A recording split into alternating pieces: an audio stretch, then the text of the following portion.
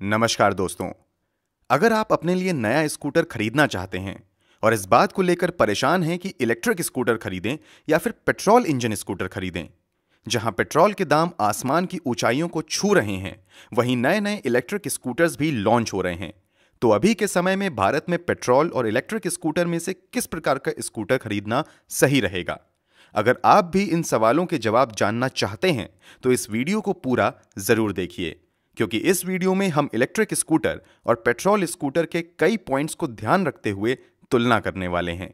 लेकिन आगे बढ़ें उससे पहले ऐसे ही फायदेमंद ऑटोमोबाइल वीडियोस देखते रहने के लिए हमारे चैनल हिंदी ऑटो न्यूज को सब्सक्राइब करके बेल का आइकन जरूर प्रेस कर दीजिए।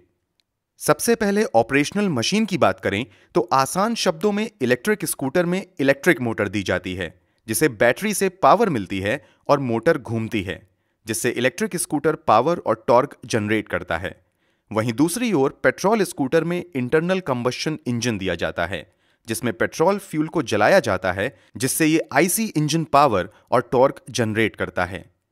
इलेक्ट्रिक वाहनों की शुरुआत इसी मुद्दे को लेकर हुई थी कि पेट्रोल व्हीकल्स वातावरण में कार्बन डाइऑक्साइड छोड़ते हैं, जिसकी वजह से पॉल्यूशन बढ़ता है और इलेक्ट्रिक वाहनों में से ये धुआं निकलता ही नहीं है। तो दोस्तों, इलेक्ट्रिक स्कूटर एनवायरनमेंट फ्रेंडली तो हैं ही, लेकिन इसके अलावा भी कई ऐसे पॉइंट्स हैं जिन्हें नया स्कूटर खरीदने से पहले ध्यान में रखने की जरूरत है। चलिए दोस्तों, अब प्राइसिंग की बात कर लेते हैं।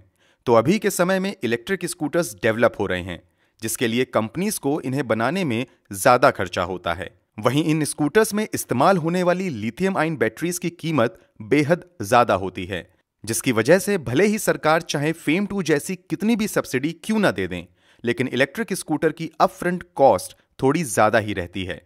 वहीं कीमत के मामले में पेट्रोल स्कूटर्स इलेक्ट्रिक स्कूटर से हमेशा किफायती रहते हैं। हां, देश में कई सस्ते इलेक्ट्रिक स्कूटर्स भी मौजूद हैं, लेकिन उनकी ड्राइविंग रेंज और टॉप स्पीड भी उतनी ही कम है। तो अपफ्रंट प्राइसिंग के मामले में पेट्रोल स्कूटर्स आगे हैं। चलिए दोस्तों, अब फ्यूल कॉस्ट की बात कर लेते हैं। तो ज्यादातर 2 से 4 यूनिट्स इलेक्ट्रिसिटी में आपका इलेक्ट्रिक स्कूटर 0 से 100% तक आसानी से चार्ज हो जाता है।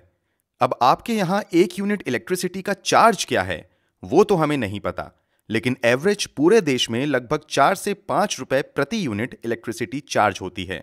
यानी कि ज्यादा से ज्यादा 20 रुपए खर्चे में आपका इलेक्ट्रिक स्कूटर पूरी तरह से चार्ज हो जाता है। वहीं एक बार फुल चार्ज करने पर इलेक्ट्रिक स्कूटर्स करीब 70 किलोमीटर की ड्राइविंग रेंज देते हैं। तो दोस्तों, इलेक्ट्रिक स्कूटर को 1 किलोमीटर चलाने के लिए आपको सिर्फ और सिर्फ 30 पैसे खर्च करने होंगे, जो कि अपने आप में ही कमाल है। अब पेट्रोल स्कूटर के फ्यूल कॉस्ट की बात करें तो एक सामान्य पेट्रोल स्कूटर 1 लीटर पेट्रोल में 50 से 60 किलोमीटर की माइलेज देता है। वहीं देश के अलग अलग राज्यों में पेट्रोल की एवरेज कीमत 90 से 100 रुपए के बीच है। कैलकुलेशन को आसान बनाने के लिए 100 रुपए के पेट्रोल में 50 किलोमीटर की माइलेज गिनकर चलते हैं, तो पेट्रोल स्कूटर चलाने के दौरान प्रति किलोमीटर पर हमारा 2 रुपए के आसपास खर्चा होता है। तो फ्यूल कॉस्ट के मामले में इलेक्ट्रिक स्कूटर्स पेट्रोल स्कूटर्स के मुकाबले ज्यादा किफायती साबित होते हैं। हालांकि कुछ इलेक्ट्रिक और कुछ पेट्रोल स्कूटर्स ज्यादा माइलेज भी देते हैं, लेकिन फिलहाल हम एवरेज गिनकर चल रहे हैं, तो इस बात को दिमाग में जरूर रखिएगा। अब ध्यान देते हैं ऑपरेशनल रेंज की तरफ। तो अभी के समय में देश में इलेक्ट्रिक स्कूटर्स के लिए चार्जिंग इंफ्रास्ट्रक्चर डेवलपमेंट स्टेज में है। इसीलिए इलेक्ट्रिक स्कूटर को आप रोजाना कॉलेज और ऑफिस जाने या फिर घर के छोटे मोटे कामों के लिए सिटी एरिया में जाना, ऐसे कुल मिलाकर शॉर्ट डेली यूज के लिए इस्तेमाल कर सकते हैं। लेकिन अगर आपको लॉन्ग राइड के लिए जाना है, जैसे मान लो 150 से 200 किलोमीटर दूर, तो फिर आपके लिए पेट्रोल स्कूटर चुनना ही सही साबित होगा, क्योंकि ज्यादातर इलेक्ट्रिक स्कूटर्स की ड्राइविंग रेंज 100 किलोमीटर से कम ही होती है। और अगर बीच रास्ते में आपकी चार्जिंग खत्म हो गई तो आपको चार्जिंग पॉइंट का जुगाड़ करना पड़ेगा। और समझो आपको चार्जिंग स्टेशन भी मिल गया, फिर भी आपको इसे चार्ज करने के लिए वहां 1 से 2 घंटे तो रुकना ही पड़ेगा। हालांकि इस सेगमेंट में डेवलपमेंट जारी है, तो फ्यूचर में इस परेशानी से शायद छुटकारा मिल सकता है। अब कन्वीनियंस यानी कि सुविधा की बात करते हैं। तो इलेक्ट्रिक स्कूटर्स को चार्ज करने के लिए करीब 2 से 3 घंटे का समय लग जाता है। तो जो लोग अपार्टमेंट या किसी बिल्डिंग में रहते हैं, उनके लिए इसे चार्ज करना थोड़ा मुश्किल है।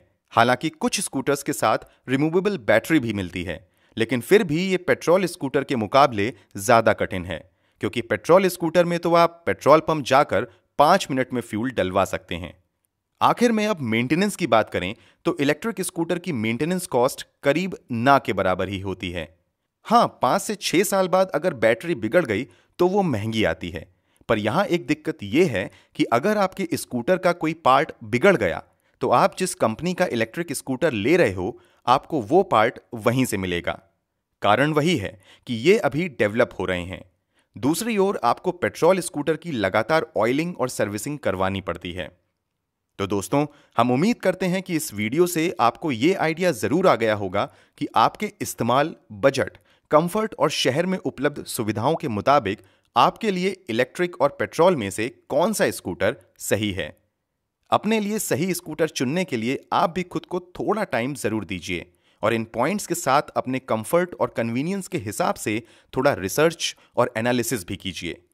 अभी अगर आपके दिमाग में कोई सवाल है तो कमेंट करके जरूर पूछिए। वीडियो पसंद आया हो तो इसे लाइक और शेयर जरूर कीजिए और हिंदी ऑटो न्यूज परिवार का हिस्सा बनने के लिए चैनल को सब्सक्राइब करके बेल का आइकन जरूर प्रेस कर दीजिए। धन्यवाद।